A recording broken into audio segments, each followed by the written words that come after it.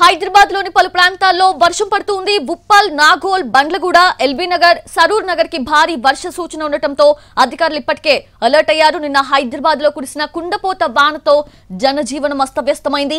నగరంలోని అన్ని ప్రధాన రహదారుల్లో ట్రాఫిక్ జామ్స్ ఏర్పడ్డాయి. దీంతో గంటల తరబడి ట్రాఫిక్ లో చిక్కుకుపోయి తీవ్ర ఇబ్బందులు పడ్డారు వాహనదారులు.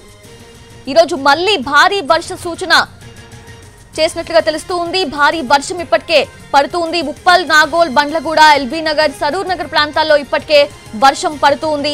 హైదరాబాద్ కి మరోసారి భారీ వర్ష సూచన ఉన్నట్లుగా ఇప్పటికే వాతావరణ శాఖ చెప్పడంతో అధికారులందరూ కూడా అలర్ట్ అయ్యారు. ప్రజలు కూడా అలర్ట్ గా ఉండాలంటూ కూడా సూచిస్తూ ఉన్నారు.